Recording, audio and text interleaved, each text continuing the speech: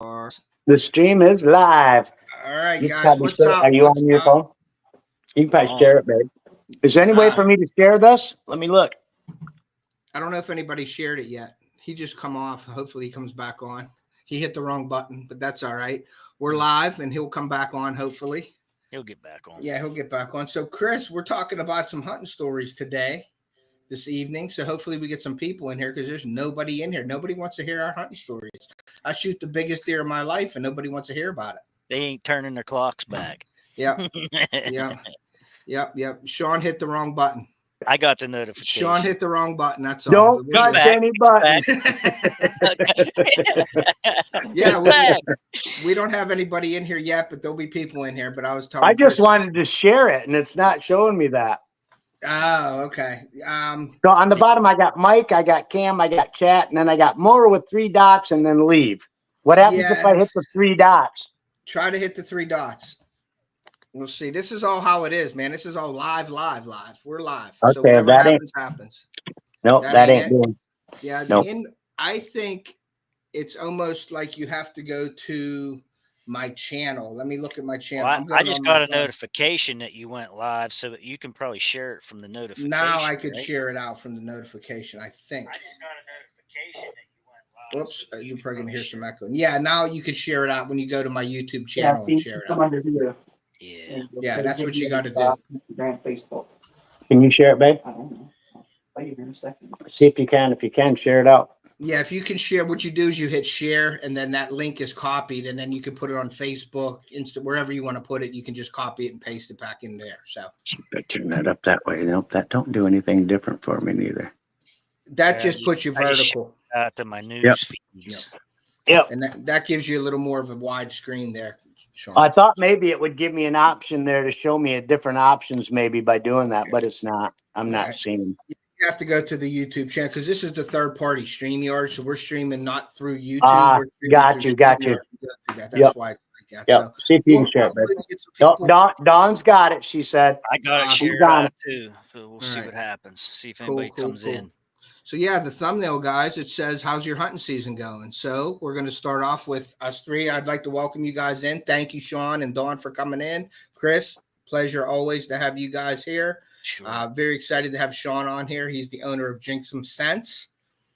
He has a great company. Him and Dawn run a great company and have great products. So anybody out there that's listening to this stream or will listen to this stream later, please go over and check out Jinx Some Sense.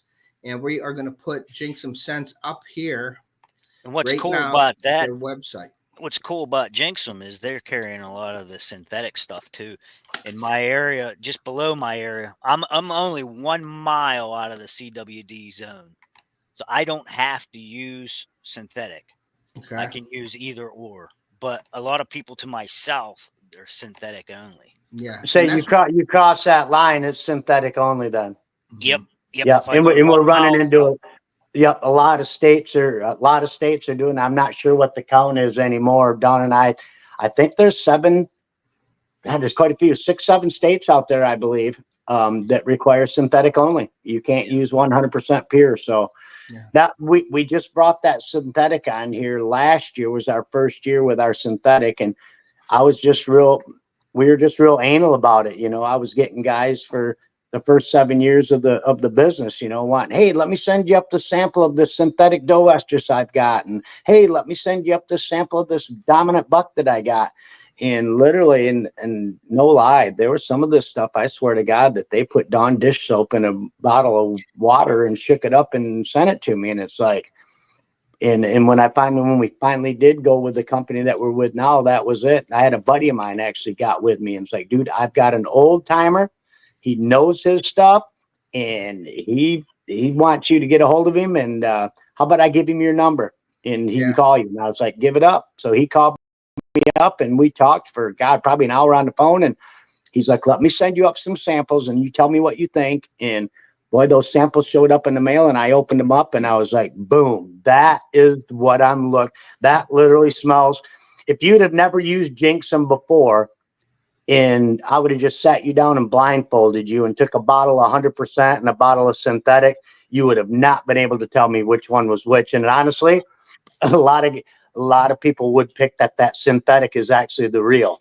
I mean, I actually had a guy message today the page, and same thing goes, I don't know what you have done with that synthetic doe estrus, but that literally smells just like a deer, like a doe, and I mean, it literally does.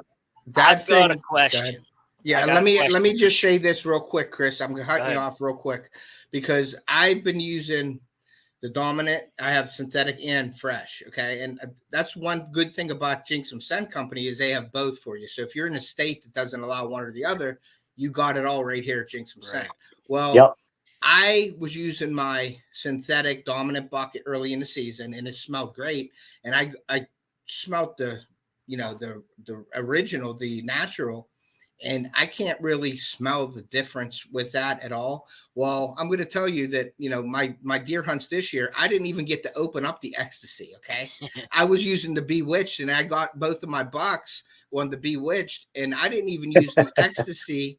I didn't even use the ecstasy in Ohio yet. I was using it like this week coming up was going to be my Thursday, Friday, the 9th. I was taking Thursday, Friday off. I was going to hunt Thursday, Friday, Saturday, Sunday. That's when I was breaking out like the goods, the special stuff, right? I'm like, I'm going to bring them in because that Bewitched worked like a dream. I just want to tell you folks out there that. I've got guys that like that Bewitched over our ecstasy, believe it or not. And it's like, okay. Well, I never used the ecstasy. So this weekend, I was with my father and I hunted with him this weekend. I'm cutting the videos coming out Wednesday, and we seen probably 25 deer all day. We sat all day, and making my dad sit all day is a chore in itself.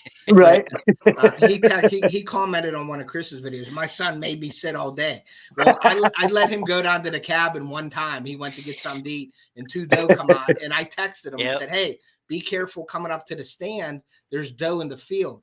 Not 5 minutes after I do that, I look out and I see the doe blown, and I see the tails, and I see my dad walking up the edge of the field. I'm like, boom out. He gets in there, and then he started on me. But we had doe, we had buck, we had everything running around, and the biggest buck of the day. When I cracked that ecstasy, I did it the night before. I cracked it open. I put it in one of my scent wick containers, and I have to buy the hex stuff off you still, Shawn. But I put it in there, and I'm like, Dad, smell this, man. Like this smells like sexy. It just smells awesome. So I said, and I'm like, that smells like deer pee, and that's the synthetic. And I'm like, man, and the advantages of synthetic is I believe it'll last a little longer too for you. Like the natural will evaporate and go away, but it just seems something like the synthetic sticks around a little longer. Okay. So I put it on there. We come up the field in the morning in the dark. I told my dad, go over to your scrape. He had the dominant buck. I said, put that in there, put the dabs in the thing, and I'm going to come over with the ecstasy, and I'm just going to let that bush have the ecstasy. I'm just going to spray it on this bush. So we did that, and we go in the stand, and we're sitting there, and it gets light out. We didn't see nothing. You'll see in the video, and I don't want to give the video away, but our biggest buck of the day walked right down that damn scent line. Exactly down the field, and I'm looking at a 6-point over here, and I hear a branch break, and he came over and he cut off into the woods, and he come right behind us 15 yards away, went around us, and he come up, and I grabbed the grunt call, and I grunted, and he turned, and he walked right into the field 15 yards away. He walked right in front. My dad had his crossbow out, and he's like, I'm going to pass on him. I'm like, hey, if you want to pass him, you pass him. He passed on him. He went out, went to the Jinxum scrape with the vine, sniffed around there for a little bit, walked out into the pear tree in the middle of the field and made his own scrape. Then he went across the field and made 5 more scrapes, and I have it all on video. That's awesome. And then he went away. He walked up the gas line, and I'm like, all right, 6-point. We had spikes. We didn't get the big one. There's a big 10 and a big 7-point, actually. They didn't come in, but there were deer running around chasing all day, just running through the field. Yep. And we get a lot of people that said, and I've had it happen. You go and you build a mock scrape, and you come back a week later, and there's 4 scrapes there. You're like, hold on, what's going on? And that's honestly, that's pretty common. And with our scent, you get in there and open up that scrape, and those bucks will come in there for some reason. They get all worked up over it, and they'll build their own. Right there. You walk back in there to pull your SD card. If you're not running a cell cam, go in there, and you're like, holy crap. What's going on here? These deer are freaking all over it. They got 5 scrapes in here now, and I only have the one that I built. So that's pretty typical, honestly. Yeah, that's awesome. All right, Chris, I'm sorry to interrupt you, so go ahead. Well, and I want to ask Shawn, but don't answer this if it's going to divulge something. But I'm kind of putting you on the spot. Maybe we can talk offline. But I was going to ask, what differentiates the synthetic from the 100%? Is there any type of urine in it at all? Is there like another animal, some type of other mammal? Nope. It's 100. It starts out as 100% pure. Okay. And then basically it's put through a process, and without giving away the whole how it's all done, basically what is done to it is all the bacteria and any other components in that urine that will cause it to spoil is eliminated from it. Okay. Basically, it's you can kind of almost like pasteurized milk. It goes through a process, then that's what pasteurization of milk does. Kills the bacteria, kills all the bad stuff that's in that milk that if you put it on the shelf for a week, it's going to spoil. Mhm. So they pasteurize it. So that's literally what's going on with our synthetic. So it does start out 100%.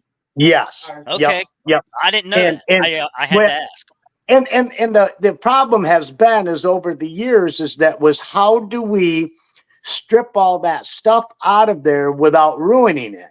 Right. And that's kind of been the problem. And, I'm not going to say any of these companies because everybody knows who they are.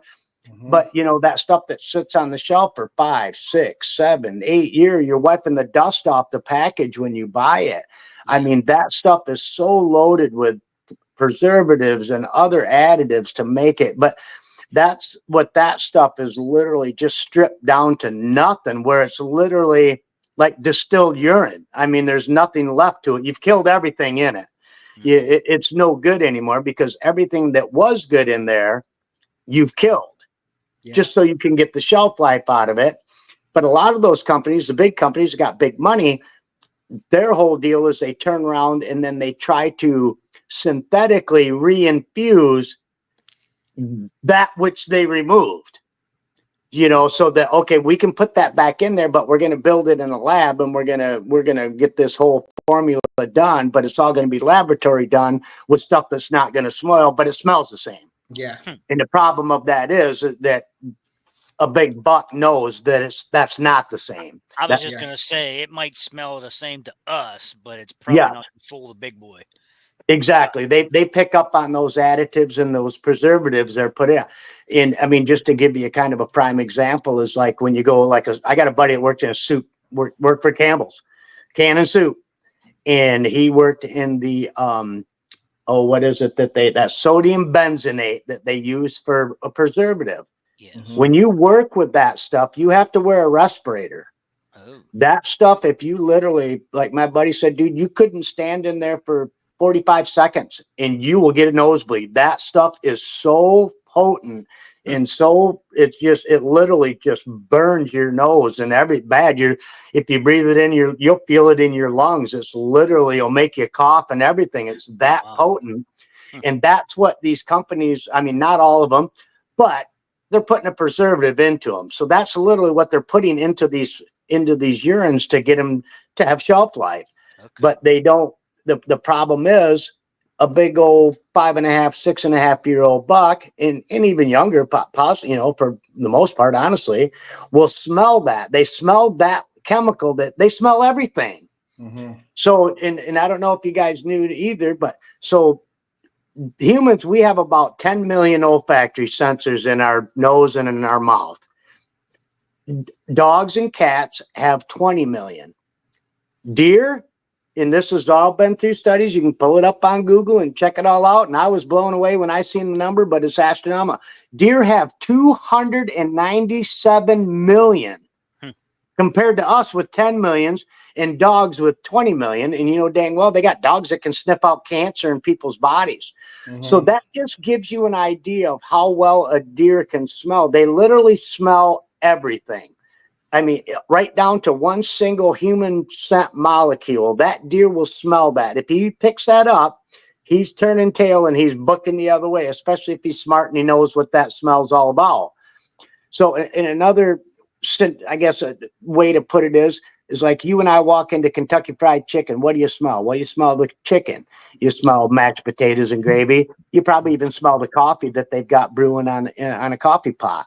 If a deer walked into that same KFC, he smells all 7 herbs and spices that are in that chicken. He smells the deodorant that the employee is wearing. He smells their human body odor. They smell the soap and detergent that was used to mop the floor. They're smelling. I mean, they're literally smell everything. And a deer can recognize and respond to up to 7 different odors in a snap of your finger, within literally milliseconds. If I smell danger, he can smell 6 other scents. I'm smelling apples. I'm smelling corn. I'm smelling acorns. But you put a 1 human scent molecule in the mix with those other 6, he will be able to respond to that immediately and know that that's danger and he's going to be gone. So just kind of a little insight when people think that deer have a 6th sense. It's not that they have a 6th sense. It's just that their sense of smell is so acute that's it. And honestly, it makes them look like they're kind of magicians at some level. That deer's down or upwind of me. How is he smelling me? Well, you don't know what the air currents are swirling around and what the thermals are doing and everything else. It's only going to take 1 human scent molecule to go 20 yards out in front of you, which with the wind in your face, you're thinking no way, but it can happen, because how many times have you sat on stand and had the wind direction change 15 times in a half hour? And that's where those deer take advantage of that. Them swirling air currents. That's it. They pick up that 1 little human scent molecule and they're done. They're gone. They don't, a little buck, he'll stand there looking around like, oh, what's going on? That big buck, he don't even need to think about it. I mean, as soon as that hits his brain, boom, I'm gone. I'm out. And you've probably seen it happen a million times. Like, what just happened? I didn't move. I didn't do anything. The wind's not really blowing his direction. What just happened here? Oh, he smelled you. You might not have realized it and might not have thought it because the way the wind is blowing, but he did. I mean, that's just what it is.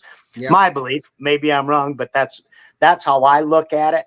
And it's proven kind of. We were just talking about that. Bob, who's in Ohio right now, the guy that I usually hunt with and I've hunted with, that's where I got my Ohio buck. We were just talking about that. We had an issue, and I'm going to give you this story a little bit. We have down there were soybeans that were planted. Okay. Well, he's been seeing bucks off of the soybeans all year. Okay. Like coming down, and that was just the way they were moving.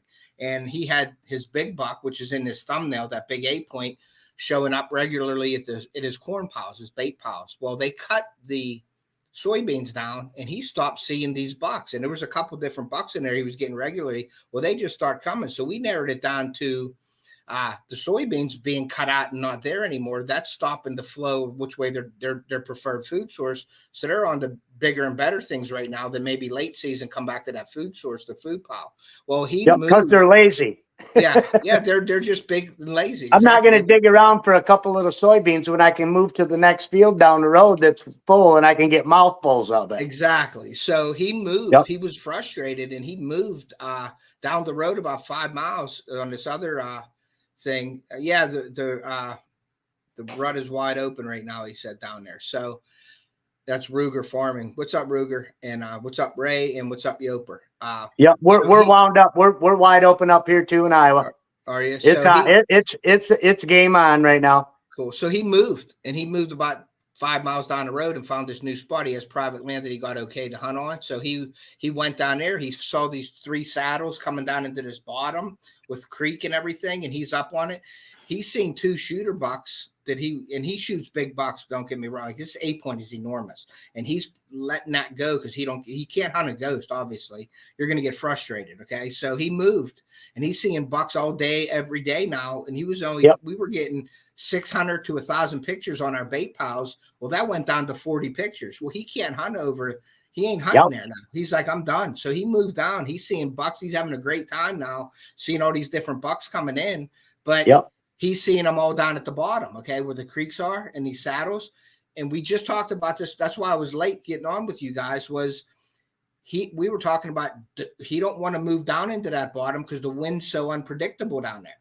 He wants to stay up where the thermals are bringing it up in the morning and they're coming down in the evening. But he don't want to hunt there in the evening. He hunts the bait piles in the evening because he has the best results in the morning where them thermals are coming up.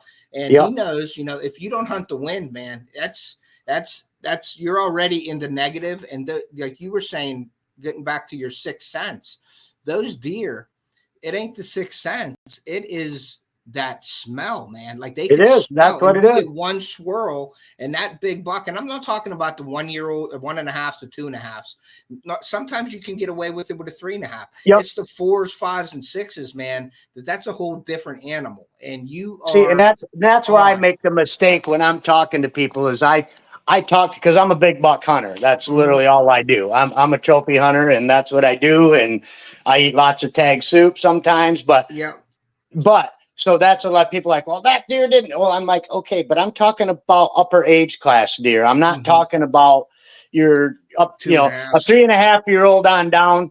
Yeah. You get a deer, even some of those 4.5-year-olds sometimes seem to be a little stupid, but you get a 5.5-year-old plus deer, and now you're dealing with a totally different animal than your 4.5-year-olds on down. And some 4.5-year-olds get pretty smart, depending on the state that you live in, like Michigan, where I'm from. God, some of those deer by 3.5, they were pretty smart, but that's because they're getting shot at when they're button box, So for sure. So it don't take them but to 2.5 years old, and they start figuring it out pretty quick. But, but for the big picture, I'm talking about that upper age class, 5.5 plus animals, and it's a total different game when you're dealing with deer like that. Now, getting back to the olfactory thing, I heard a statistic. Well, it was just a fact that deer can actually age scent too. Like literally, like if you walk through an area, like they can tell how long it's been since you've been through there, And I don't know if it's a real thing or not, but it seems to be. The fresher, if a deer shows up 10 minutes after you walk through there, they get alerted. But if it's been a couple of hours and your scent starts to dissipate, they can tell that, and they're not alerted. I think you're right, Chris. I believe it. I think you're right. I think you're right. Same thing with my urban deer in here. They're surrounded by people. They literally live in a block, and they're surrounded. Our city block is 40 acres. They are literally surrounded by people. I mean, this is a city. There's 150,000 people live here. And I swear to God, those deer can tell the difference between the neighbor being out in his backyard and me sitting in my tree stand waiting to try to shoot him. Yeah, I want to definitely say something about that. Well, I just want to let the audience see this real quick. This is the buck that Shawn took this year. Shawn, you want to give them a little rundown real quick? The age, what do you think the age of this deer is? And then I'm going to put up on the screen here as well. Let me see here. Let me present this. Right, where the heck is it at here? Inbox, boom. I'm going to show this real quick here because I want people to guess the weight of this deer. Oh, yeah. Shawn, what do you think the age was at? What do you know the age? Because I know you got it aged, correct? I don't know. Not yet. We haven't got that done yet. We've been watching this buck. This is the third year we've been watching him. The neighbors last year said they've been watching him for 5 years. So to me, I know how people are. People, we got a lot of deer in our block right here. So for a deer to actually catch their eye and be able to say that, yep, been watching that deer for 5 years, I'm going to guess that deer was probably at a minimum of probably 4.5 years old when they noticed, oh God, look at that big buck hanging in our backyard. He may even have been 5.5-year-old. So we've been watching him 3 years. So if we take last year that neighbor said they've been watching him for at least 5 years, and now this year would be 6 years, plus the 4.5 or 5.5 that they, said that they've, basically from the time he had a big rack that they noticed him, he was probably 4.5, 5.5 years old. So here we are, 5 years later that they say they've been watching him, 6 years later now, we're talking probably 9.5 to probably 10.5-year-old deer. That's my guess. Mhm. I'm gonna honestly say I'm probably pretty close on that, but I'm curious too. So I threw him in the freezer there because when I shot him, God, we got up to like 67 degrees that day. So Mhm. I didn't mess around at all. I got him gutted and skinned, and we cut him up and the whole nine and put him in the freezer. So now he's froze. I can't get his teeth out now until I thaw him back out. But I'll be doing that probably when I take him over to my taxidermist buddy to get him mounted, and then I'll get those teeth out of there and we'll send those in. But I'm going to guess 9.5 at a minimum. Okay. And I don't want to sound too crazy because I know people think deer start coming downhill, at 10, 9.5, 10.5 years old. And I think that for a lot of deer, that might be true. But I do have a buddy. A lot of people know Rod White. He's got a 230-inch deer on his wall that he shot, and they aged that deer at 9.5 years old, and he was still 230 inches. So I've seen deer hold through 10.5. After that, then I literally watched the buck up until if he'd have showed up the last time on my mineral site, he would have been 12.5 years old. And he didn't. He made 11.5 years old was the last I got of him. And this deer literally went from 160-inch 8-point in his prime. And the last year I picked him up at 11.5 years old, he was probably a low 130. And he was just all gnarly and twisted up and and you could literally, though, that deer, his face, I could see that deer in the middle of the spring or winter when his antlers already fell off. And I could look at that deer and say that's him right there. That's my buck. I called him little guy. Mhm. And but he was 160-inch 8-point. So named him little guy. But yeah, I watched that deer for 6 years, I think I got, and I was always but I never seen that deer in person. I never laid my eyes on that deer in 6 years, but I've got thousands of pictures of that deer and never seen him. And like I said, 11.5 years old was the last time that I seen him. And I had my fingers crossed and was rooting for him to show back up at 12.5, and he never did. And Wow. I honestly think that deer died of old age, to be honest with you. I think That's he just awesome. the winter got him, and he was looking pretty rough. That 11.5 years old, he looked like an old man. He literally did. You could look at that deer and say, God, he was a public ground buck and never got killed. Wow. And that was that scale that I showed you guys. That was the live weight of that deer. That was 325. There's no lying. I saw the live myself. It was on Facebook, and he had it up on the scale. Shawn, you actually went and bought a scale just for that deer. And you went up and he bought a scale. And then he put it up, and it was 325. He didn't gut it on purpose to show everybody that it was 325. That deer was a moose. No, and we my buddy, me and Julian, my buddy, we had a little bet. Mm-hmm. And I said he was going to go 300, and Julian's like, dude, I think he's going to go 3.25. I'm like, God, I don't know. That's pretty big for a deer. And he's like, I'm sticking with my 3.25. And I said, all right, I'm sticking with my 300. Yeah. So Dawn literally jumped online, and she's like, I'm like, we need to get a scale. So she jumped online and ordered the scale on Thursday? It was like a Thursday. She ordered that scale, and I hunted that deer Thursday, Friday, Saturday, Sunday.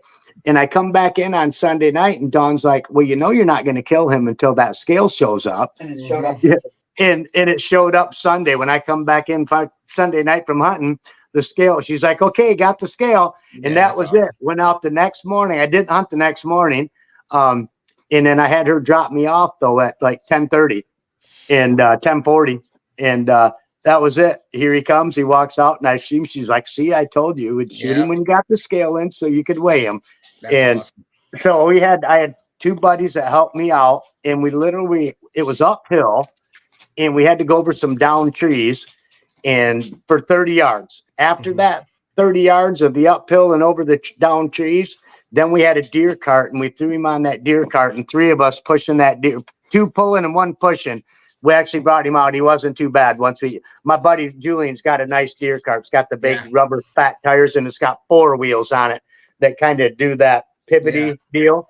Pretty nice deer cart. So we brought him right out in that, and Yep, we got him up on that scale, and I looked at Julie and I was like, "Dang, brother, you're right. I would have never get. I would have." And he come out after we dressed him. He was 245 field dress. So biggest deer I'd ever shot in my life. Probably, honestly, the biggest deer I've ever seen in my life, body size. Yeah, And I've been hunting 45. Maybe this is since 1978. So whatever, how old that makes me, I'm 58. There you go. I was just so you know, and I don't want to make you feel old. I was 5 years old. Way to go, Ted. I was born in 1966. I'm old. Sorry, Shawn. Sorry, I had to 71. throw that in there. That's all. I was 71. But I wanted to say congratulations. Chris 71. Yep. Don 72. Yeah, that was a hell of a deer. I just turned 53. Yeah, that was a hell of a deer, man. Oh, you guys are youngsters, man. Yeah, that was a good one. Yeah, so. I was an urban assassin once. Well, that brings me back to my point. I lived down in Pittsburgh all those years. You know, I was born and raised, and it's a play on words for the name City Sticker. I was a city slicker for 31 years. I lived in Pittsburgh. Yep. And, now, I literally figured that's where you got your name from, Chris. That was my angle. That was it. It's total play on words. Yep. Don was born and raised in Pittsburgh for several years. For sure. Yep. But that's from the hoods to the woods, right there. That's my tagline: from the hoods to the woods. So, to the woods. Yeah, I was an assassin down there for some years and shot a lot. Doing the urban hunt. Yes, and that's what I do. I hunt. I hunt on the road. I had a hillside that was 10 acres, and it was the only patch of woods like near me. And I knew a fella that had 2 acres of his own out of that 10. And I used to roam the whole 10, but then we got a bunch of tree huggers that caught on to us hunters, and they started posting all their backyards that ran down into the woods. They all owned a little pie, a little piece of the pie down in there. And one of the biggest bucks I ever shot down there, I mean, it wasn't a monster. It was probably 125 inches or something, but it was one of the biggest ones I shot down there. It ran uphill, and it was like a scene out of one of these cartoons. Here's me following a blood trail. I poke my head out of the woods like I'm parting the shrubs in your yard, and I look, and there's a dead deer, my deer, laying underneath someone's oak tree, and there's a lady standing in the window washing dishes, and the light from her overhead, her light was shining right down on the deer in the yard. Awesome. Laying there dead. And I'm thinking, how the heck am I getting this thing out of this yard? So I go home. I get Dad. I said, Dad, don't ask questions. Just put on a bunch of dark clothing. Black clothing. He's like, what are we doing? I said, just come with me. So I tell him, get in a car. So we get in a car. And at the time, I'm driving a 79 Mustang Turbo hatchback. Right? I'm hunting out of a freaking car. I didn't even have a truck.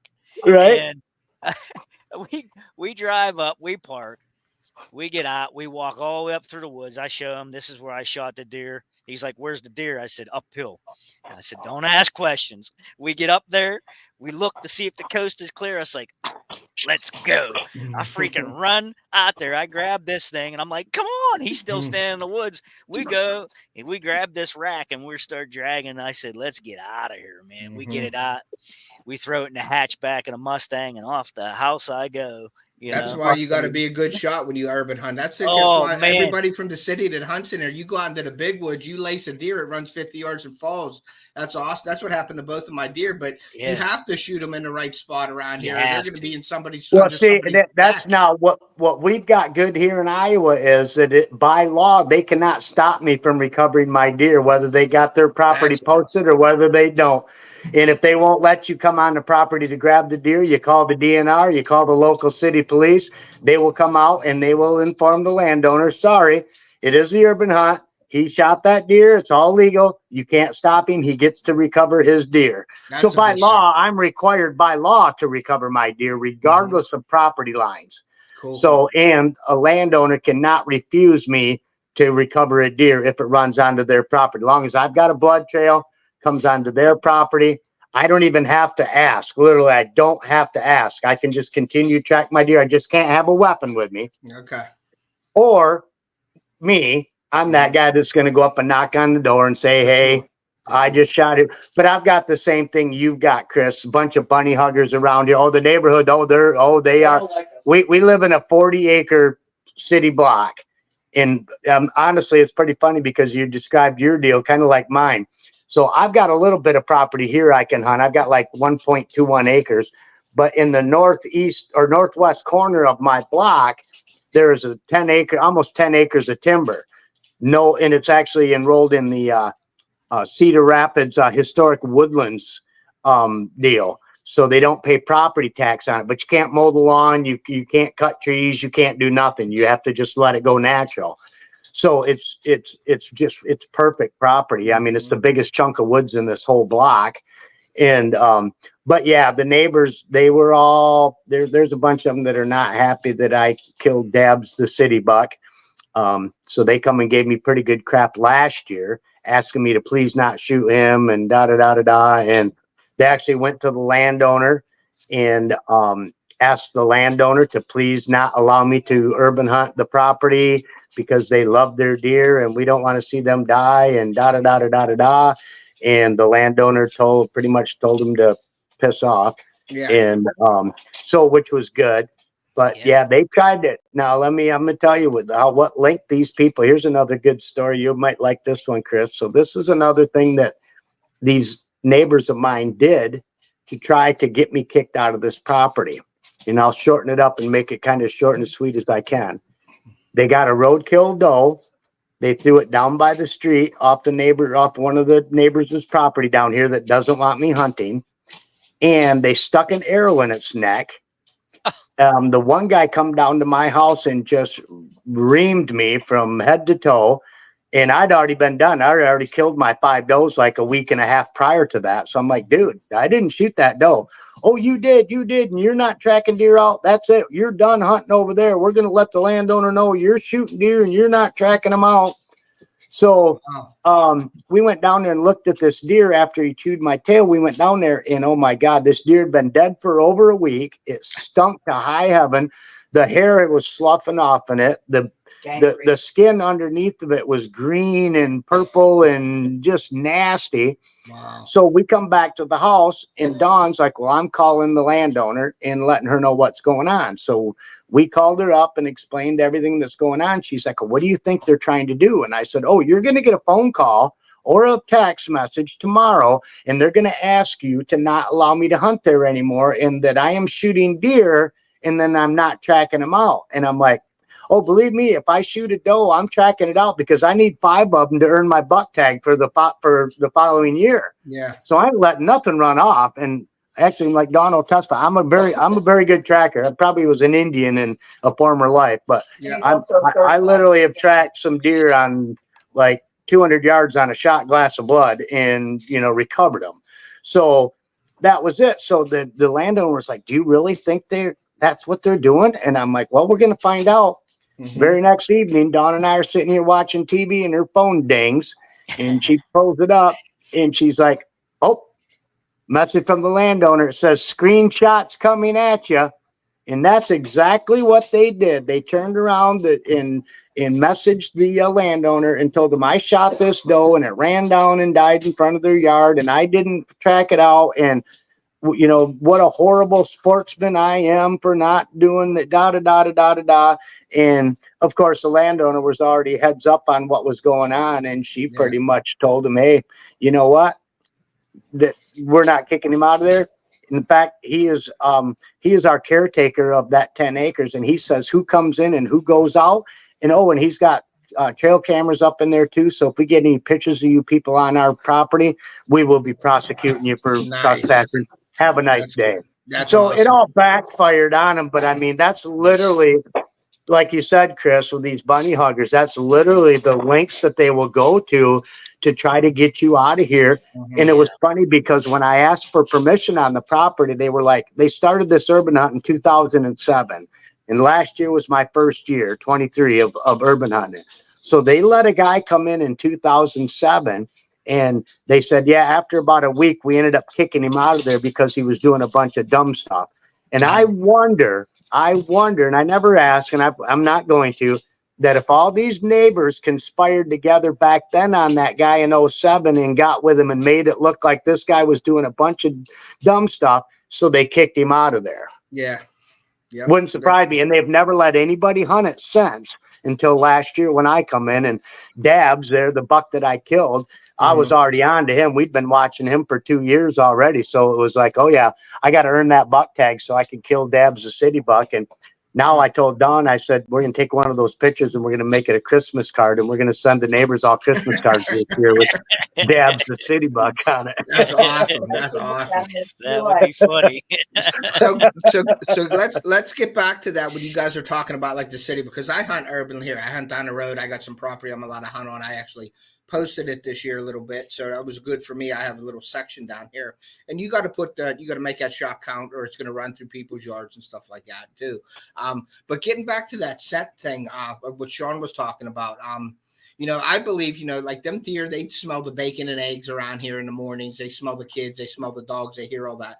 But everything. Yeah. So, but when you're in the woods, they smell you. Okay. But my thought is with all this, because Chris knows I try to research everything and learn everything that I can. And what I believe is, and correct me if I'm wrong, or if you guys have a different idea, or anybody in the chat if they have some, but I believe it is the strength of your smell. You know what I mean? Like if I'm in the woods and I take all the scent precautions and I'm using like, scent sprays and things like that. And I wash my clothes and I get a shower and I go in there. I have ozonics. Sometimes I think about the ozonics that the deer can, if I can smell the ozonics, I think the deer can smell that and they'll relate that to danger. They'll relate that to danger. Now, if there's a quick swirling wind and, it can cover your scent up a little bit and it helps. I believe it does help, but I think that the deer can smell that ozonic. That's just me, the ozone. Okay.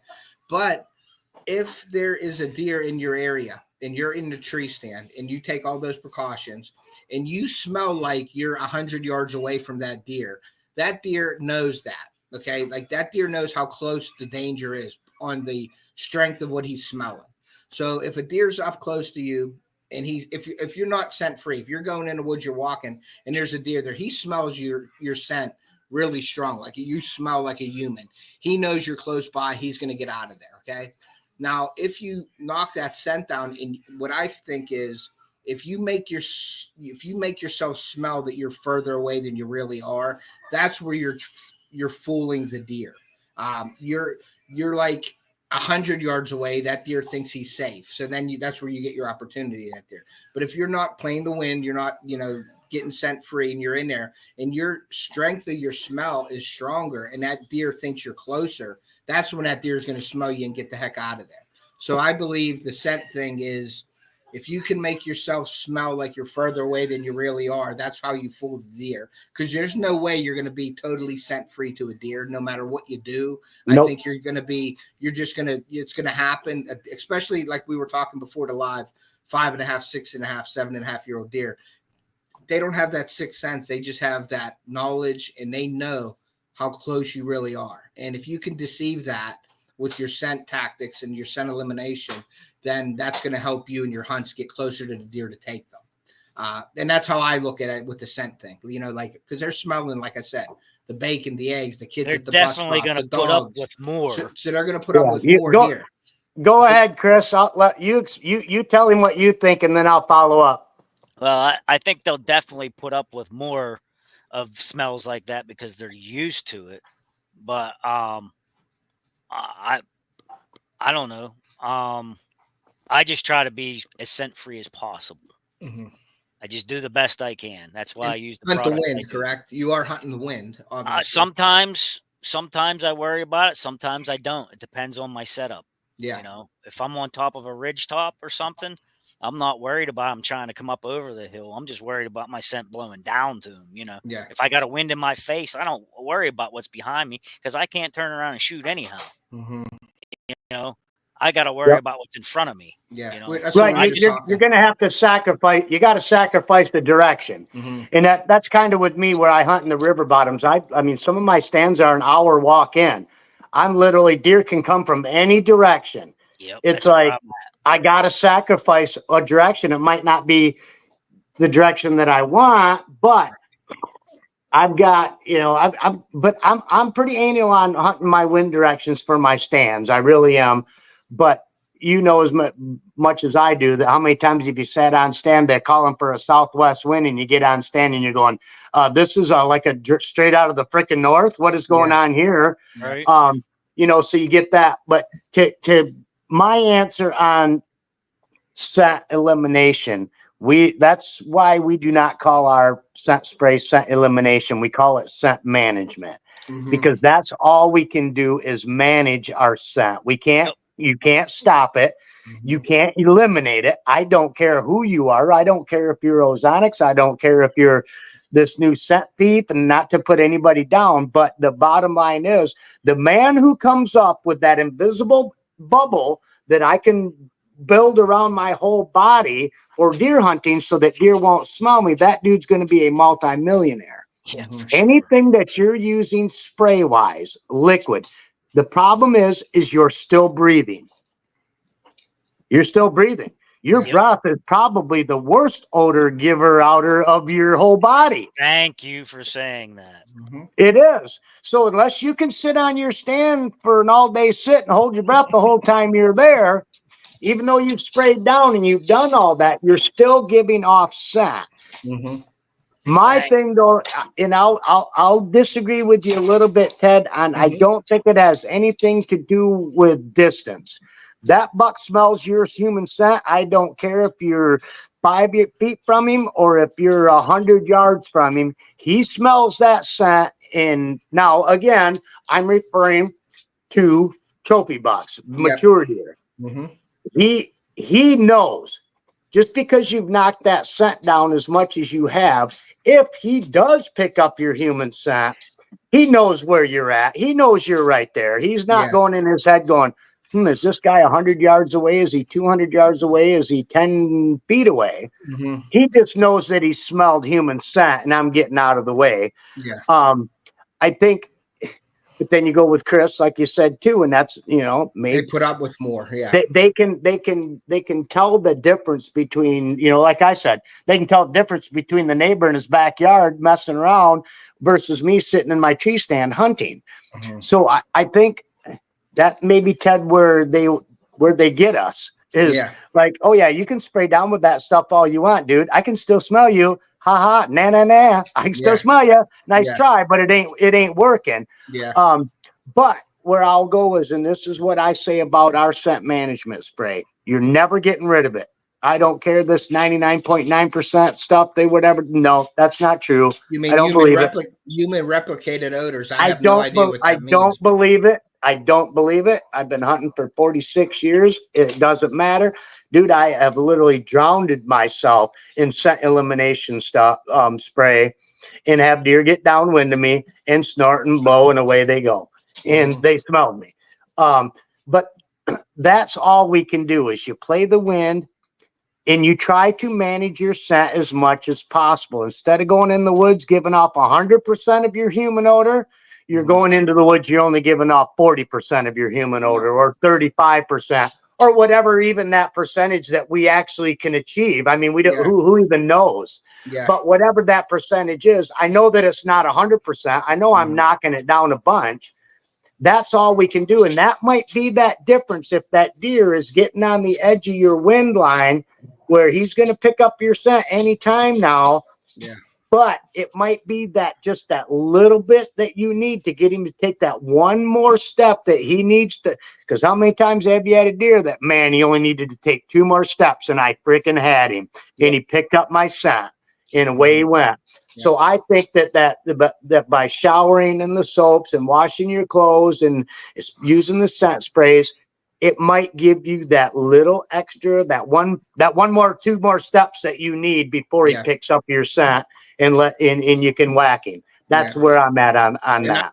I call that like your scent cone, like where your scent cone is. If you could like broaden that down, bring that down as low as you can to like sort of broaden that cone instead of it being so wide, it's blowing out there. If you could bring that in and have it blowing, to get him to walk that extra step or two, you know what I mean? But my whole idea was just the strength. Like I was thinking like the strength of your scent. And that's, that's what this whole podcast and thing are. I like to have that little debate about the things that like, and that's where I'm at. Let's take our scent that we're giving off from 100% down to 40%. If we, like I said, if science and whatever even lets us get to that level. Yeah. But if you do all of that, it's just another notch in your belt, another stacking of the odds in your favor. Yeah, for sure. Another tool in the box. Yeah, the scent preventative I use, that's what they told me. Don't use the word scent killer because there is no such thing, and they didn't want to be, proved wrong or you have to defend themselves on that. They said it's a scent preventer, and it works very well. But I don't rely strictly on it. I'm just real careful with what I do. And I agree. I became a better hunter. Ozonic, scent thieves, they all work. I'll guarantee you, they're knocking your stuff down. They really are. But like you said, Ted, whether they can smell that, they can smell it, the ozone, or if they can't, I can, you can. So there's got to be some kind of order. Whether I'm a smoker. I smoke, and believe me, I smoke when I'm in a tree. And my 172, I literally had nowhere to set my cigarette, so I just slid it over to the corner of my mouth and drew back and set my kisser button and shot him. So it's more in the way that I'm a wind guy. It's more the wind. If you're playing the wind, I'm a firm believer I can jump in a vat of gasoline and go climb up in a tree, and if the wind is in my favor, that deer is not going to smell me. For the most part. It made me a better hunter though, hunting the wind more, because when I was younger, I went up in my tree and I didn't even look at the wind back in the day. You know what I mean? I just jumped up in my tree and I had deer blowing out. I mean, I've shot deer, don't get me wrong, but the wind now when you're going after those more mature bucks, and I could tell because I'm hunting in PA and I'm hunting Ohio, and there's no human traffic in the woods in Ohio like there is here. Okay. So if you mess up in Ohio, them deer are gone. I mean, it seems like, and it isn't, but it seems like they're way more sensitive to human scent when I'm in Ohio with the big woods than I am in my backyard, basically. You know what I mean? So if you play the wind, I became a way better hunter by setting up stands according to my different winds. And like you said, and the whole thing is just stacking those odds in your favor.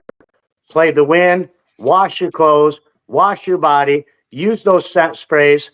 But what I found on the scent sprays, honestly, what I really like the scent sprays for the most is spraying my boots and my feet tracks, because I used to have deer pick up my scent from my boots all the time back in the 80s before we had all these scent, sprays and everything else.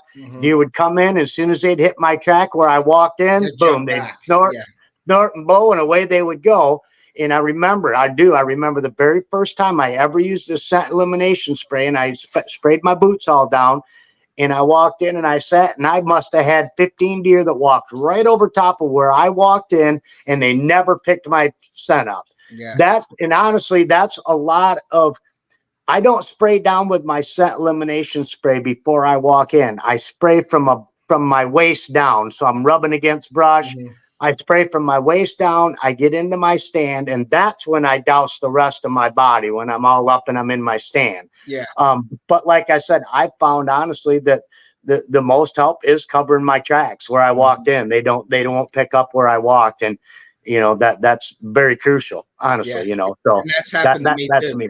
Yep, that's me too. And that's how I learned, spraying your boots down a lot. I'll spray my boots down 2-3 times before I get in the woods. You know what I mean? Like I don't wear my boots to walk into my truck or get out and put gas in my car or anything like that. A lot of hunters are doing that. I do. Do you? I do. I cheat a lot. Okay. I cheat a lot. I mean, if it works for you, hey, you're shooting big bucks, so I can't say anything about that. It's working for you. But just me. Oh no! If we go by the rules of the game, I shouldn't be killing anything but some little fawns here and there because I smoke, I chew, and I spit out of my tree. Yeah. I go in and I build my mock scrapes with no rubber gloves, and I'm wearing my tennis shoes that I wore for months around the house and to the store and the gas station and everything else.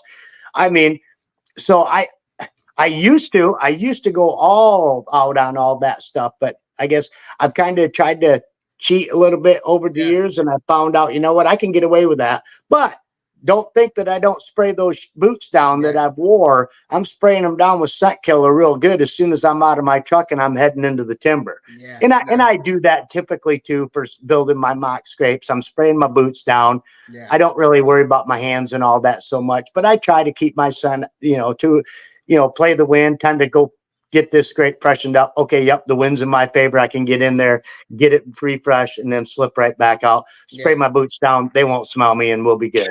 This reminds me of a story real fast. That big one I was telling you that I parted the bushes and found the buck laying underneath the window. Let me tell you what I was wearing that night.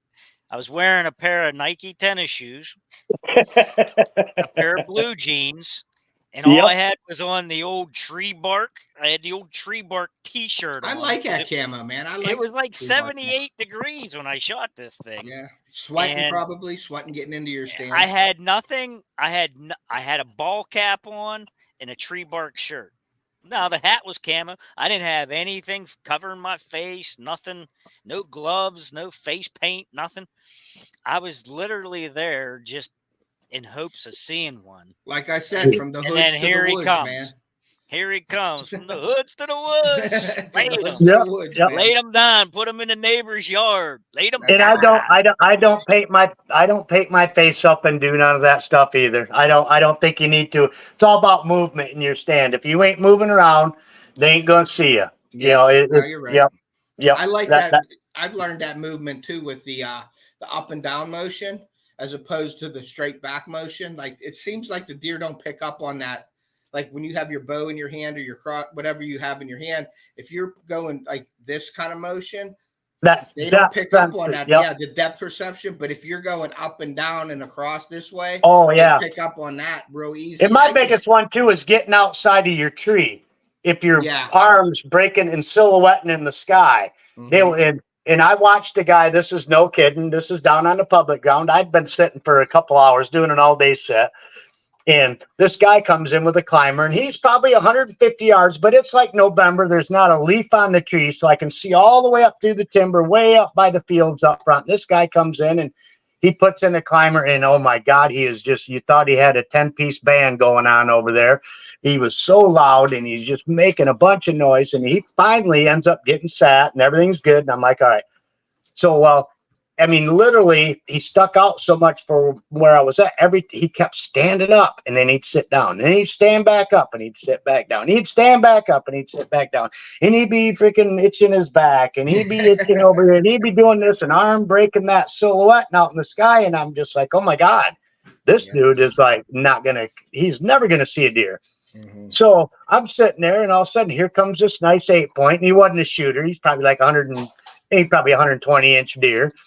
And nothing I was after. And he walks right past me, like 10 yards, walks right up. And that's it. He gets about 15, 20 yards past me. And sure enough, this dude stands up in his tree. And this deer is literally like 140 yards away from this guy. I mean, I'm probably 150. And that deer seen that dude stand up in that tree. And he stopped and he looked and that was it. He freaking turned around. He walked right back past me and went right back into the timber. And that guy never even knew that deer had busted him up in that tree, sitting up and down. That was just a learning experience for me. Mm-hmm. Literally, I kind of knew all this, but it was more of see it happen. A confirmation of that's what these deer look for. They look for that movement, that fast movement. I move in slow motion. If I've got an itch on my face, I'm coming up like this, and I'm keeping my arm inside of my body, and I'm scratching my face, and I'm bringing my arm back down real slow, and then and literally, and I'm just turning my head slow. And that's everything I do when I'm in my tree stand is slow motion. Yeah. And I've disciplined myself over years, because I remember when I was a kid, I struggled at seeing deer. And that was it. I went hunting with an older gentleman, and he literally, at the end of the night, he's like, "You move way too much. You are not going to see deer with the amount of movement that you're doing." Yeah. And I finally got it pounded in my head that you got to be like a statue for the most part on that tree stand. You can't be standing up, sitting down. Not that I don't, because I give my ass gets sore, and every now and then I look, but I scan real good, and then I stand up in slow motion, and I'll stretch a little bit, like, okay. And then when I go to sit back down, it's the same thing. I'm constantly scanning, and I'm slowly sitting back down on my seat. That's just how I do it, and it seemed to work well for me. Yeah, no, I get it, because I'll look off to the right and left. I'll move my eyes first. You know what I mean? Before my head, I'll look as far as I can, and then I'll bring sort of my head to my eyes, and that's let your head catch up. Yeah, that's what I do a lot. And when I set my tree stands up too, I'm looking for the tree that has the vines and stuff behind it or on the tree itself, and I'll get right up in those vines, man. I'll cut a little bit out to get my stand in there, but I like trees that have fallen into other trees, or I like our maples out here. We'll get where you get a cluster of maples, and I'll get right in the middle of them, and I've got all these trees in front and around me, and I've got my shooting windows, through all of them. But and that's with Dawn, too. I got her in a stand here just the other day, and I literally got her tucked inside of a little cubby hole in this tree's got all these branches going everywhere, but it's just like perfect. It's like so camouflaged. It has her silhouette broken up big time. And she sat there the first night and ended up seeing several bucks, and actually had a shooter come in from her offside, and she just couldn't get a shot at him. So, and I learned that this year. I learned that like that confirmation you're talking about, Shawn, was I have a ladder stand up, that old man ladder stand in a tree, and I'm up on the hill, and I have my bait pile down lower on the hill. And so I put branches behind me that I didn't have there. So I cut branches off trees, and I hung them through the branches down behind. To break up your silhouette. Yeah.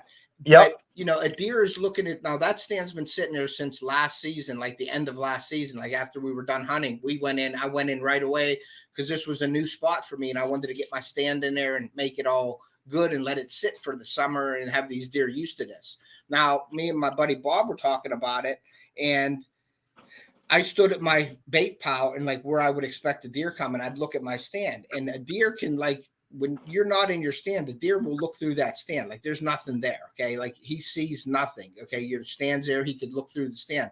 But this year, when I was sitting in that stand, even with the branches behind me, that buck that I shot, that the big buck, my biggest buck, he come in, and that's why I had to shoot between them trees. He looked up, and if you look in the video, he stopped and he backed up and he looked again, and he's seen me. He's seen something in that stand that wasn't there. And that's where you get these people they'll put dummies in their stand. If they're not in there, they'll put a dummy in their stand, or a guy with a hat. They'll hang it in that stand. I used to do that years ago, back in like my 20s. I tried that a couple of times, and I think it works. I mean, honestly, I do. They come in, they look like, okay, it looks the same today as it's looked for the last 2 years. And that's I noticed videos. I noticed that this year, dude, because I was sitting there and I'm thinking, okay, I'm boxed in. I'm not silhouetted. I got branches behind me, and that deer come in, and that's that sixth sense that we talked about. He looked up and he didn't like what he saw. He saw a blob sitting there. Now the sun's behind my back. I make sure that's all. I always keep the sun behind my back, coming up behind me and setting over here, and everything's set perfectly. But it has me thinking now. I'm thinking about putting the branches and stuff in front of that stand and making it look like a nest, basically, and me just having my head sticking out of it, so that it's the minimal amount of me being in there and break up my body. I mean, I do have 2 trees. I don't like to go in the real thin ones and me sit there and look like what's that, Horton the elephant sitting in a tree there. But right. I have 2 trees there that break me up, but just at that bait pile, or I can move that bait pile somewhere else. But I had a deer, I had my scrape set up 25 yards straight in front of me, and that big buck came into that scrape and didn't notice me. He was looking right at me. I had to turn all my cameras on when he was coming in, and that's why you see my camera looking up in a tree about a minute and 30 seconds before I even got my eyes on the deer again. Right. Because he come in to me and I'm like, I couldn't move, but he was looking basically right at me coming in. He messed with the scrape a little bit because I just put the dominant buck in the Bewitched in there. And I put the Mystic on just to freshen it up a little bit. Even though the deer were hitting it, I still like to freshen it up to like tick the deer off a little bit. Is my scent, like some other buck came into that, so I always freshen it up. But during the season, I let the deer take care of it. But when I'm hunting it, I try to get some fresh scent in there so that if a buck's bedded in the area and catches the scent of another buck, he's going to get ticked off, come to that scrape, and hopefully, like a dog, he's going to put his scent over top of the other scent. So he come in and I was sitting there and I'm like, okay, turn the cameras on. When I seen a rat coming and I just sat there frozen, he come out, turned around and went back. And I'm like, there he goes. He didn't give me a shot. And then he went down the hill and he started coming in because that 4-point was at the bait pile. So I was like, all right, he come walking in. I didn't think he was, I moved. I got my crossbow up on a shooting rest and I didn't move. And he walked in, man, and he looked up at me and he seen something he didn't like and he stopped. And I was like, this is my time because I don't like shooting that shot. I don't like that shot. I don't. I'm the same way. You can always tell when they're about ready that something here might not be cool. And I've got my shot right now. I better take it. And instead of waiting to see if he'll continue to kind of come where I really wanted him to, but I've got my shot now and he's already looking at me. I probably better go ahead and smoke it. I got to hit the bathroom real quick, guys. Yeah, no problem. And that just comes from experience, Chris, from seeing that happen. Because I've had deer get to that spot and need to take that 1 or 2 steps and wouldn't make it because something was wrong or he's seen something. So I knew right then he was quartering to me, put it right in that crease and let it go because I know that crossbow would take out anything that was there. And I shot him. I hit him in that crease and it come out his back right leg. And I took out everything. He ran 50 yards and fell. But if I would have waited, who knows? He could have bolted because he's seen something he didn't like, and them bigger bucks will do that. So I might have to redo my stand a little bit this year. I just made a comment tonight on Spency from Domain there. He shot a buck in another state, and he was talking about how he shot it and had to back out, and they left it lay, and the coyotes got it. And I didn't see that post yet. He said that he learned a lesson. Maybe he should have not shot at that angle and I just wrote to him and told him, that comes with experience. I mean, and when you're after deer like that, sometimes you rush a shot and, I've done it a million times in the past where you just have a gut feeling that deer's just ready to bolt. Yeah. And it's like now or never. And you send it, and it might not be the best shot, but it was the shot that you had at that moment. And who knows, it might have been better for you if you waited a couple seconds, but you don't know that that's going to happen. Yeah. And as you get older and wiser, you realize that you probably could have waited a second and just made a better shot, but. You have to have it happen to you too, Chris. Like you said, I mean, you have to go. It happens to everybody. It happens and that's to what I told him. I said it's probably not the last time I'll do that either. Yeah, go ahead. I'm sorry. You always question what's going to happen next, and that's you seem like you have. You just gotta feel it, man. At any second they could bolt and get out of there. That's why I let it rip, when you have the shot, man, send it. Hashtag send it. That's what I say. You have to send it. 100%. Yep. You can always. I'm pretty good at reading deer too, and I mean, I think all of us are, especially when it's down to that shot time and he's getting close to where he's getting where you need him to be. He might not quite be there yet, but. Man, he knows something's up here, and he's probably going to booger out of here any second now. I better let him have it right now, or I'm going to miss my opportunity. I mean, everybody wants that broadside shot at 20 yards, broadside. But you have to set it up. But that doesn't mean that deer's going to come to that. Like I've even put in my bait pile, I've even put logs so the deer can't get to the bait pile from the logs. They have to get and position himself in a shooting position. Right. But when he come in there, he didn't like what he saw, and he looked up, and that was my instinct saying. And now this 3 years ago or 4 years ago, I did the same thing because I wasn't used to hunting bait piles, and hunting bait piles is a totally different tactic than hunting deer in the woods naturally. You know what I mean? Because those deer will circle, they're not commit. And then when they commit, I mean, all their senses are on high alert when they're committing to a bait pile. Because they want to make sure when they put their head down that they're safe. So it's so intense. It ain't like a deer just trots in and, okay, I'm going to eat some corn and you shoot. People think, oh, yeah, you have a bait pile in there, you're going to get a deer. It doesn't Well, the fawns and the stupid ones do. Mm-hmm. Yeah, exactly. And the ones that have not been educated yet do. Yes. Well, they come in and they circle that. They go downwind of it sometimes, and then they come in. But once they commit, they're committed. So then you have them. So that's how. Well, and I'll tell you what, some of those big bucks you'll never kill on a bait pile. No, you never will. They just and I did it back in Michigan. No, it's not natural. Yep. Back in the day. You're better run off big bait piles. Yeah, you're better off just scattering bait in the woods or everywhere to have them browse through and catch it than you are with a bait pile, I think. Yep. I agree. I struggled in Michigan on bait piles trying to kill my big bucks, and I'd literally have them come and stage up 50 yards off that bait pile and stand right there till dark. As soon as it got dark, boom, here they come. Now I'm stuck in my tree stand. Yeah. Now I'm stuck in my tree stand because I don't want to blow him out when I come climbing down. Right. So you sit there for an hour after dark until he finally decides to leave. And then I climb out and slip out of there. And bait piles can be tough. A lot of people think, oh, just put the bait pile, you'll be able to kill them all. No, not. You'll be able to kill a bunch of them. Don't think you can't. But there's going to be a few of those big boys that are going to be going, oh, no. And I know exactly what you got planned for me if I come over there while it's still daylight outside. And it ain't gonna be good. No, we got hundreds of pictures of big deer on our bait, on our feeders at night. And you're hunting those deer and they know they're not coming down. It's available all the time to them. So they will say, I'm gonna come back when it's dark. I don't need to be there in a day. That's the same problem with the food plots. We started with the feeders, the timed feeders now.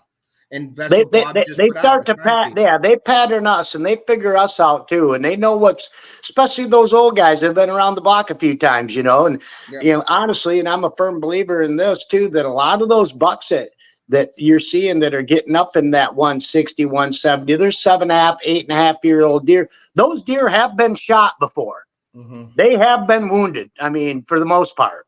Mm-hmm. Some of them maybe several times. I mean, and I think that's what makes those deer so smart and so wary, because they already got it. They already took an arrow to the side, laid in the woods for a month, feeling like they was going to die, but they ended up living. And that literally embeds in their head that those humans are danger and they're trying to kill me. And that's what this is. They're going to hurt me. That's what they want to do. Yeah. And I really do. I believe that deer, a lot of people don't think that deer think that deeply, but look at your dog. Take your dog. Here's a prime example, and I can have this proved to you in about 3 days. So tomorrow morning or tomorrow night when you come home from work, walk in the door, and your dog will greet you at the door. My dogs always do. Mm-hmm. Kick that dog across the freaking room one time real hard and give him shit. Mm-hmm. Then the next day, come home again from work the second night. Kick that dog again real hard. Guess what? Probably the third night, he's not going to be greeting you at the door anymore. Yep, you're right. Like my dog does that when I turn the beeper on the stove or the smoke detector. He hears the beep. He runs downstairs. Now he don't have to hear the beep. He sees me press the button. He runs downstairs. Deer are literally the same way. I mean, they literally, like I said, people will say deer can't reason.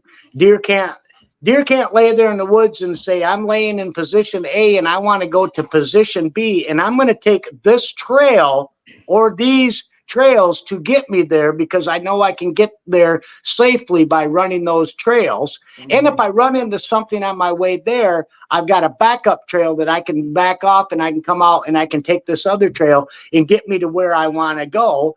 I think deer literally think like that. And people say, no, they don't have the capacity to think like that. And it's like, but if you look at your dog and you look at what you can train your dog to do and everything like that. I mean, deer are literally almost on the same level as a dog when it comes to smarts. I mean, they literally, they learn. If a dog, why does the shock collar work? I tell my dog no 3 or 4 times, and then I light him up. And then guess what? He's a good boy, and he's like Einstein. Yeah. So, and that's it. And deer, I do. And maybe I put him on a level higher than what I need to, but because I hunt big bucks pretty much exclusively, I probably do go overboard on things, and I'm kind of anal on things. But I'm kind of that guy that if I cover all my bases, then that just stacks the odds in my favor. Exactly. So I'm going to treat that deer like he thinks just like I do. If I'm a deer and I'm laying in the woods and I hear you, Chris, over there banging and clanging and putting a tree stand up, do you think come time for me to get up and move and go eat and go look around that I'm going to run right over to that area where I heard all that noise? No, I'm going the other way. I mean, so what does that tell you right there? That tells you that deer knows he's got the smarts enough to understand that if I go over there was something over there I heard that I didn't like, that more than likely was probably one of those humans that's trying to kill me. So definitely I am totally going the other way. And prime example too is going in and setting up a tree stand, and you bump a couple deer on your way in and doing like a hanging hunt, and you bump a couple deer on the way in and you make a little bit of noise trying to get that stand in, and you don't see a damn deer the whole freaking rest of the evening.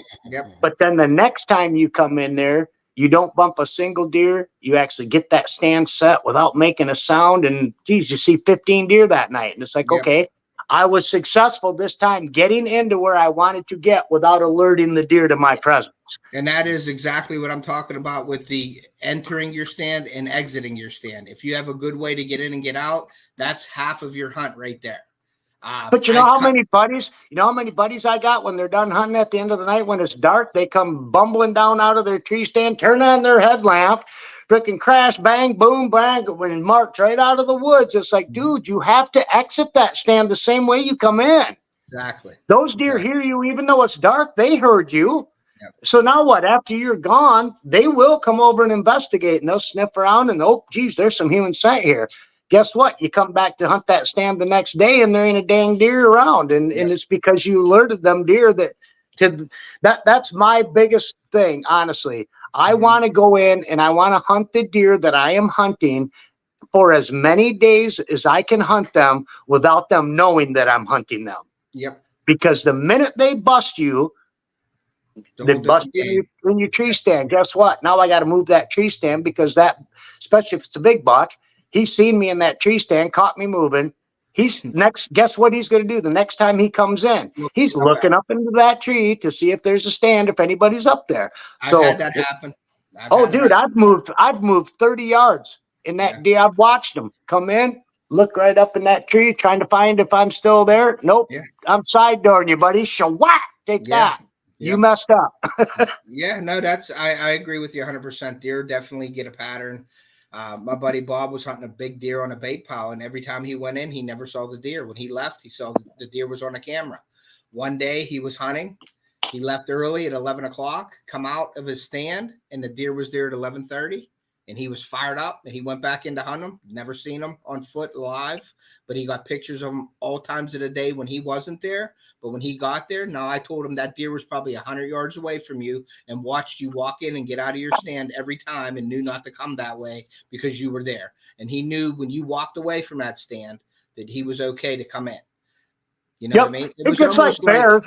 If you've done the bear hunting with the baiting, you can go in on that bait pile, and that's it. 10 minutes after that quad pulls out of there, here come the bear in there to chow down, because they've been trained that guy's leaving me food. And then you do that, a month or so before season, so that now I go in there this time and I dump my bait, and I'm going to have my buddy drop me off, run out on the quad. I'm in my tree stand now. And guess what? 10, 15 minutes later, here comes that bear to come in there to eat, because he don't have, he don't know.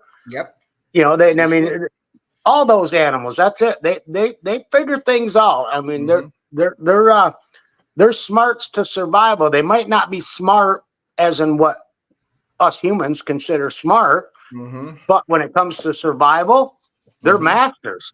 They are the masters of survival and what it takes to be able to stay alive. And that's like with me over by my mom's house. We had a feeder, and I made a bird feeder. I was telling the story last live. I had a bird feeder, stainless steel bowl, water bowl, but I screwed it down to a stump, and I put holes in it for water to drain out. And we would go up and we would dump corn in it to watch the deer in front of the house. And that deer would hear that corn hitting that metal. And it was like a dinner bell. Like I would go up, dump the corn, and before I got to the house, those deer were at the feeder. They came down. Now, timed feeders, timed feeders do the same thing. Mm-hmm. They hear that feeder go off and it's kicking out feed, and boom, here come the deer 10 minutes later, or even sooner.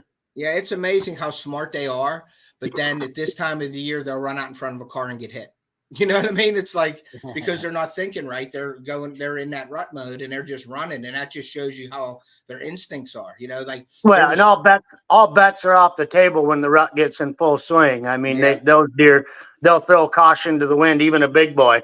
Yeah. And we talked this too, Ted, on that. Mm-hmm. I don't care that deer can be a 240-inch deer. And if the doe that's in full blown estrus walks out across a wide open field on the 5th day of gun season, he's going to follow her, period. Yep. And that's why you should be out there in a rut hunting. You know what I mean? Because you never know what's going to happen. And those deer, their guard is down so much at that time of the year. I mean, now, do I like to hunt the rut? Yeah, I like to see all the deer and everything. Have I shot a lot of deer in the rut? No, because try to get a buck to stop on an estrus doe is almost next to impossible, besides jumping up in a tree and jumping jacks and moving your hands. And them deer are on that doe and they're gone. You know what I mean? I've screamed at them before. Yeah, I mean, and made them stop, and then whacked them. But that's me too. Two instances that worked.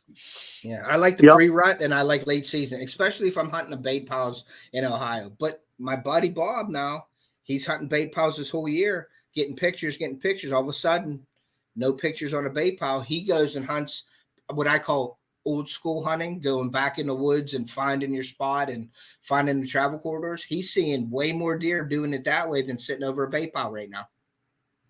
And that's just the way it is. I just got off the phone with him. He moved 5 miles down the road to a private property, got his stand in 3 saddles that come down to a creek bottom. He's up above the creek. He's seeing deer all times of the day right now, cruising, looking, chasing. But he goes, sits at his bait pile. He don't see a deer. He might see a doe come in. Now, that can counteract, and it could be like a blessing when you have them doe feeding in that corn pile, because the bucks should be in there. Not yet, though. I think next week is the time where if you're getting doe in your area, you want to be where the doe are, because those bucks will be behind them. You know what I mean? Yep. Right now, everybody's trying to figure it out. You got a lot of those young spikes and forkhorns running around chasing these doe, not knowing what they're doing. They're just doing it on instinct, like what they're supposed to be doing. I did watch a buck breed a doe November 1. Did you? Earliest I've ever seen a buck breed a doe, November 1st. Yeah, and that could happen. She stood, and that's you always got that, because you got your bulk of your doe will cycle at the same time. Like, let's just throw a number, 80%. Yeah. But you got 10% are going to cycle early. You got 80% are going to cycle relatively at the same time within a week span. And then you got another 10% that comes out the backside that's going to cycle late. Yeah. That's my belief. Do you believe in the second rut, Shawn? Do you believe that there's a second rut? Yes. Our second rut here in Iowa sometimes can be pretty pronounced. And that's our doe fawns that are finally old enough and they're starting to cycle. They've reached 7 months old. And they're going to cycle in, and which is generally December and January. I understand that's a combination of age and weight. Weight and age. Yeah, they got to be, I think, 60 or 70% of their weight to be able to reach puberty. Yeah, they're just like you're. And here we go to compare with dogs again. You buy a pup, and she's a female. She'll generally come into heat her first time 7, 8, 9 months old. You know, usually before she's a year old, you get a heat cycle out of her. Not always. Like I got our silver, and she was actually 14 months before she had her first heat cycle. Yeah. But I've had dogs before, seriously, 7-month-old, 9-month-old. That dog's coming into heat already. Just a pup. Yeah. So yeah, that's what our second rut. We don't anymore because our deer numbers are kind of in the shitter up here in Iowa anymore. Pardon my French. That's right.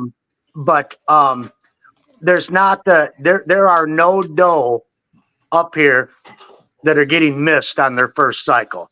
Gotcha. Because just to give you an example, the other night I sat out, I seen $15 and 5 doe. And the next day, I seen $4 and 0 doe. So that's what I've been up here. I'm seeing a lot more bucks than I am doe. So there's hard competition for what's there, but our doe numbers are so low. So those doe, they're getting bred because that one doe that I filmed here a couple nights ago where I seen $15, she had $5 chasing her all over the place. And then the one buck finally she stood and finally let him mount her. And so the other, of course, the other $4, they were out of luck, but but that was it. But that just tells me up here that our doe numbers are really low. So we don't get so much of that. I missed my first cycle, so I'll get bred my second cycle. We just don't have it because we're just so out of whack with our buck to doe. There's 5 doe to every, or $5 to every doe. Yeah. And so that doe is not going without getting bred. So our second rut years ago now, when we had lots of deer, then you would get that. So you'd get your second rut kick in, and you'd pick up a few of them older doe that cycled and never got bred. And then the rest would be the fawns. But anymore, it's pretty much our doe fawns that are cycling in on that second rut. And we even get a third rut. Honestly, we get a bunch that cycle even them fawns. Some of them will cycle into January. I've watched bucks breed does in January too up here. And they're all in their fawns. They're doe fawns. Do you think that that's because of the rulings and stuff? Like you have to take so many does to earn buck tags and stuff like that, like up your way, like the rules, like what you have to take so many doe to get a buck tag. Do you think that is that's only for the urban hunt. Okay. So with the rest of the state, what they do on their general statewide tags is each county is broken down to so many doe tags. Okay. So like the county that I hunt, they give out 450 doe tags in that county a season.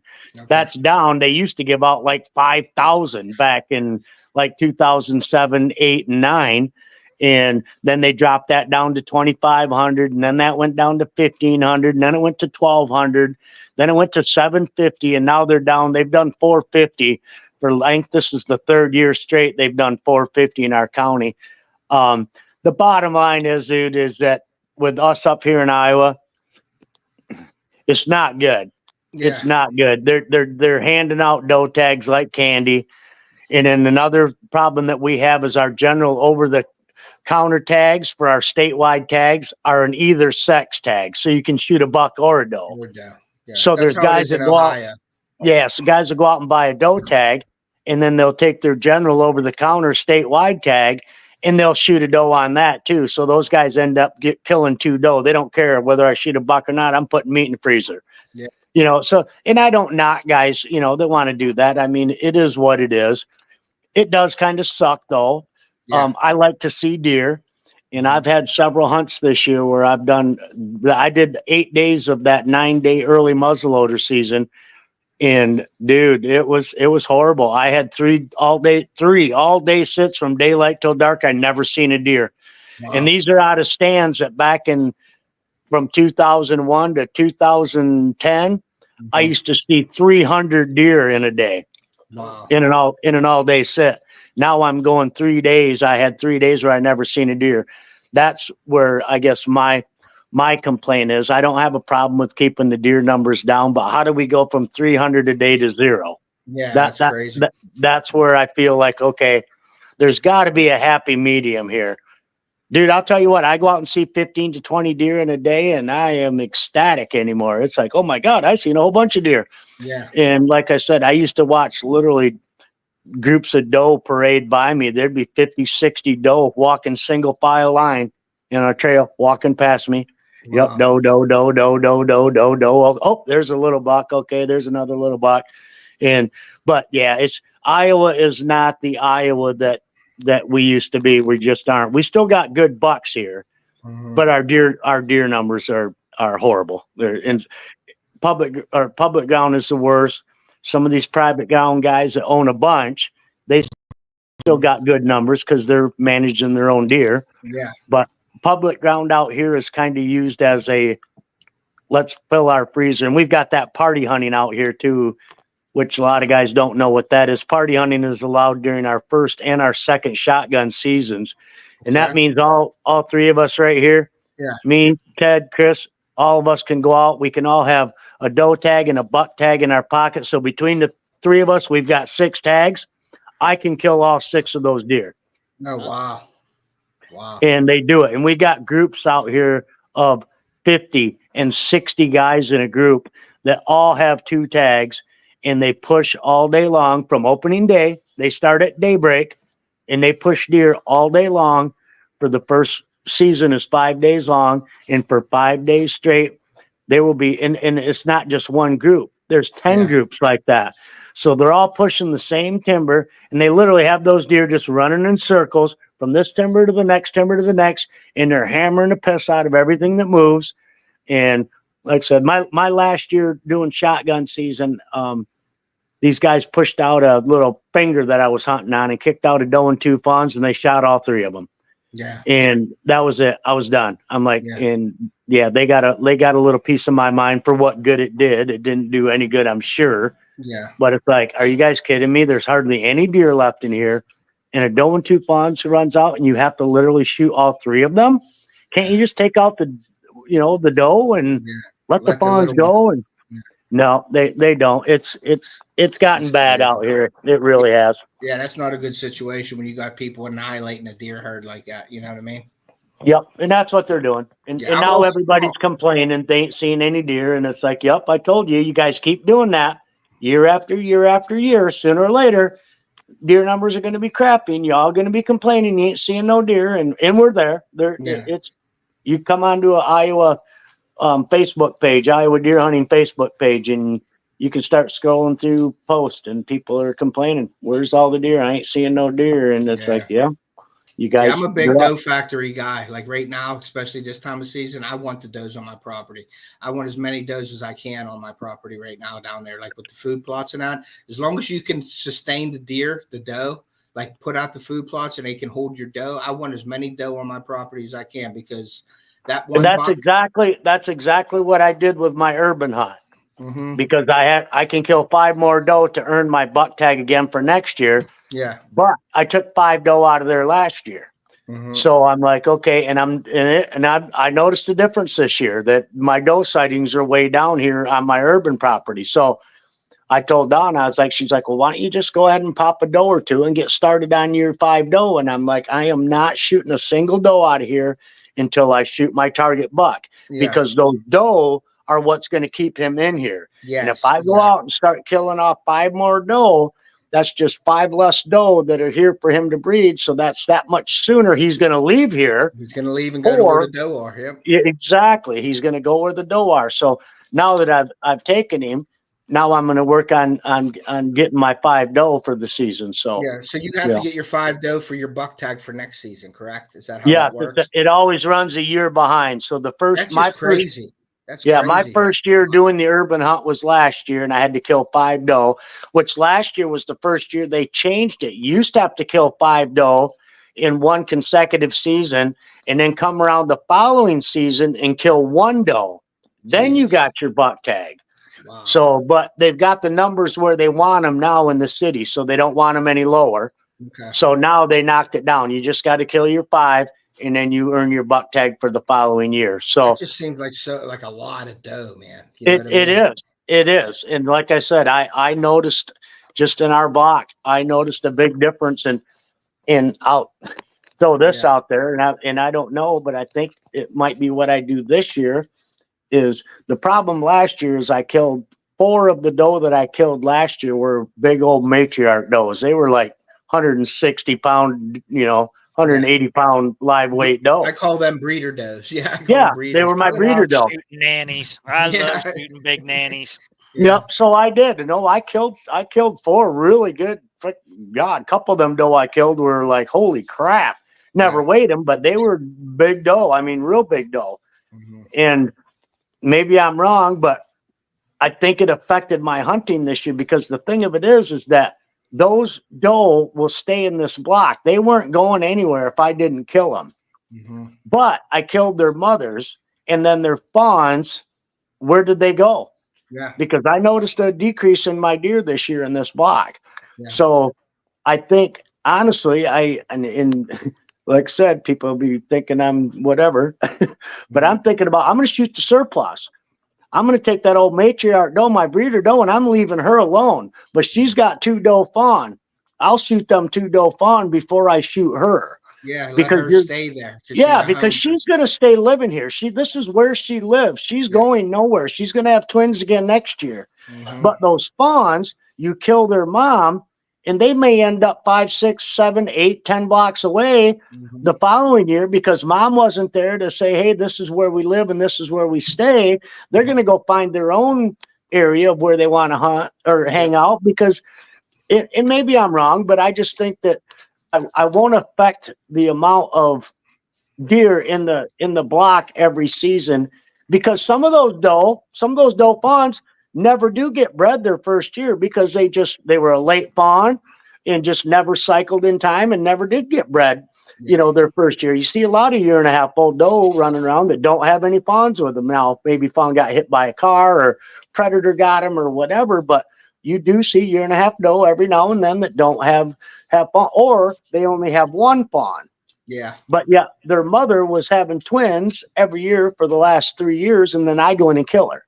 Yeah. And then the fawns leave because they don't know any better. Yep. So it literally showed a decrease in my deer numbers in my block this year. Now, like I said, whether I'm right by shooting them doe fawn versus shooting their mother is, right. Well, it makes sense, Shawn. It does make sense how you're saying that. If you're putting it down that way, the doe is older. She's a few years old and she's in that block of timber. So that's her home range. Yes. So why would you want to take her out if the fawns are going to leave and go to their own home range? You're just hurting the deer herd by doing that. So why not take out the younger ones? Right. And not saying that some of those fawns might not stay here. Yeah. I mean, they might, but when they don't have their mother's guidance anymore, they could end up anywhere in the city here, just roaming around looking for mom even. And end up in some other area going, you know what, there's plenty of feed here and it's nice here. I'm just going to stay hanging out here. Like I said, whether I'm 100% correct on that, I don't know.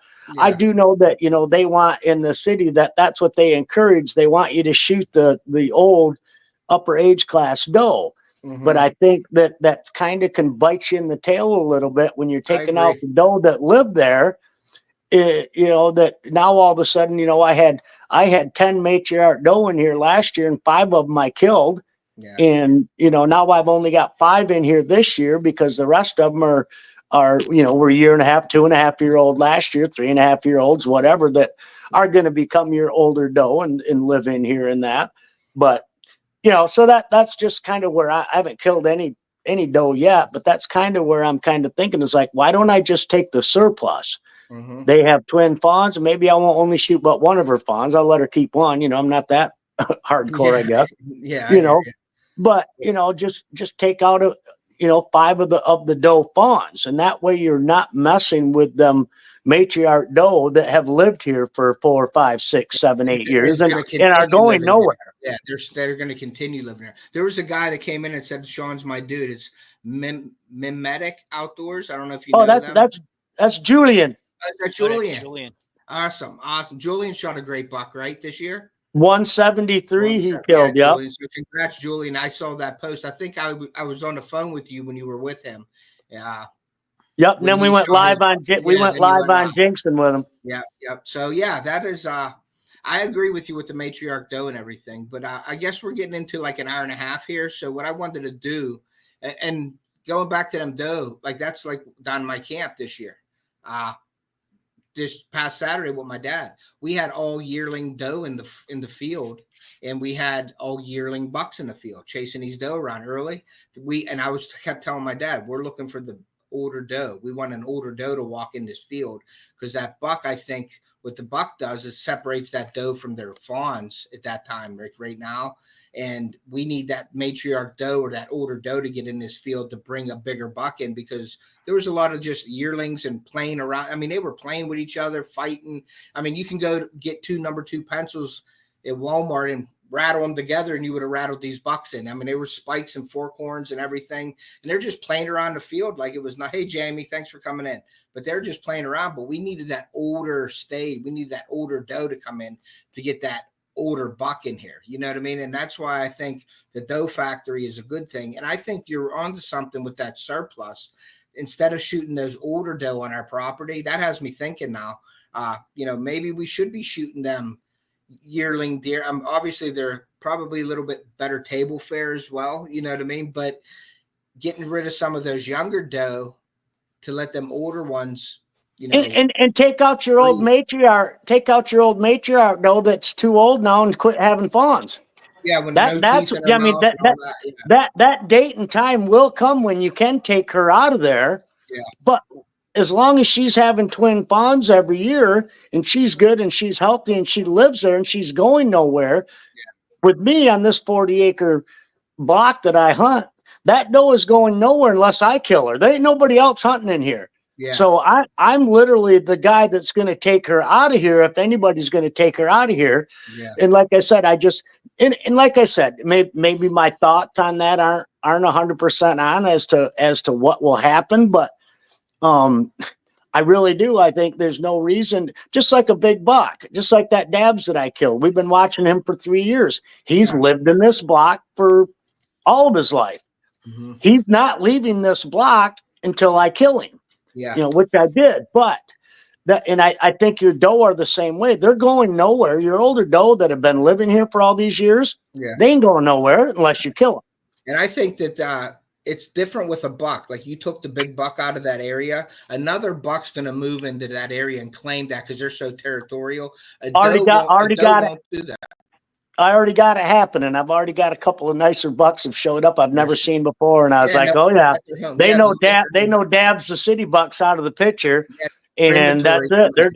They're going to come in now. They're going to be all fighting each other until the winter, until the winter takes over that property. Exactly. I agree with that. I think I might implement some of that down at our property. We have about 120 acres.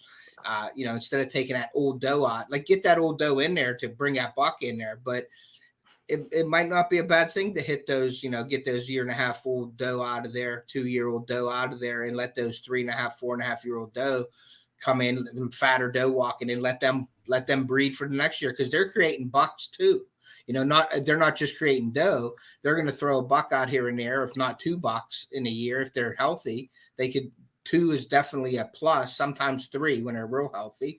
But, take those younger doe out of there because those bigger doe are producing your future bucks anyway. So let them breed a while until they get too old to do that and then take them out. I mean, that's good management. Like we can't really manage our herd down there as much because you got poachers and you got property around all of us. Like we have a small property that we can only attract deer from other properties in, and we have some deer that are home range deer in our property. Don't get me wrong, but you got guys that don't care and they'll just shoot any deer just to put meat in the freezer. Which, hey, I mean, if that's what they're good with, that's cool. And if they want the deer, if they want the meat in the freezer, then shoot the 1.5-year-old doe. You know what I mean? And get them off. And there's nothing wrong with taking a couple of those doe, but leaving those older doe on your property to breed to create more bucks on your property.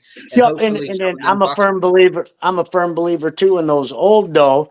There are only a couple, 3 select bucks that they will let breed them. Yeah. They're not. You take that 6.5, 7.5-year-old doe. She is not letting a 2.5-year-old, 1.5-year-old buck breed her. That's just not how it works. She seeks out the dominant buck in the area, and that's who she's going to let breed her. Yeah. I do believe that.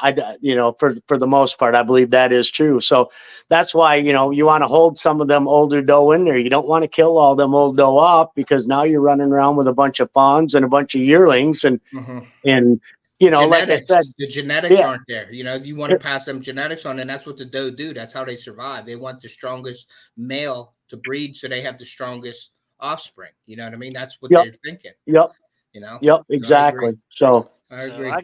I got one question, and I got to get off of here. Yeah, I mean, you got to get up early. I get up at 3. Yeah. Whoa. What started out what was the suburban hunt for? Was you having automobile accidents? Were the tree huggers whining because deer were eating their shrubs, or what was happening there? Oh my God. Deer were literally walking down the side, and we're in the city. We're That's what's happening. 150,000 people, and deer were literally walking down the side. There was 180-inch whitetail bucks walking on First Avenue in downtown Cedar Rapids, Iowa, where people would literally have to step off the sidewalk to let the deer walk through. They let it get out of hand, is what happened. So there was deer getting hit by cars. Everybody in our block and several blocks around, everybody's garden is fenced. They've got chain link fence around all of their gardens, every one of them. Yeah. Because you can't grow a garden because the deer will just smoke them. Yeah. So that was it. It just got to the point where I think there was a lot of complaints coming in from the non-bunny huggers, like, you know what, I can't even grow a garden. I planted new shrubs in front of my house and the deer freaking ate them.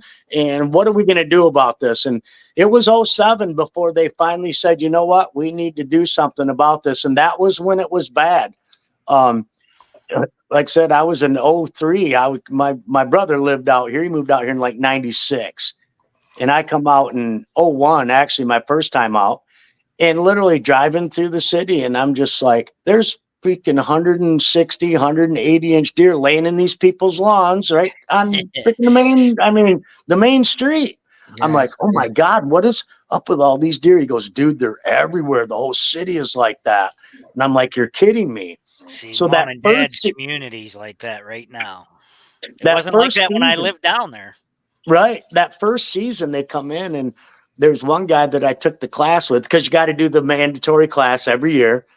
And last year he was like, yeah, he goes, the first year me and my buddy killed 25 doe between the two of us. Ooh.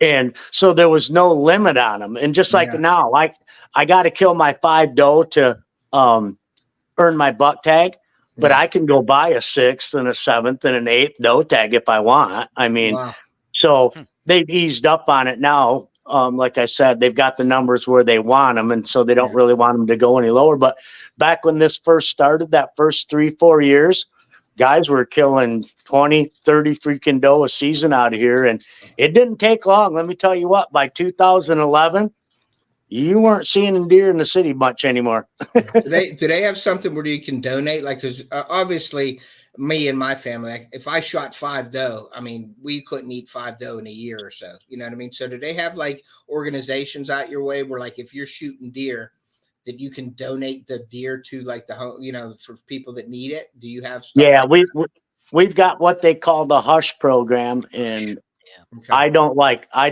it because, like I told you, with these party hunters, that these guys go out with guys of 60 guys in their group, and these guys will kill 120 deer out of 60 of them, guaranteed.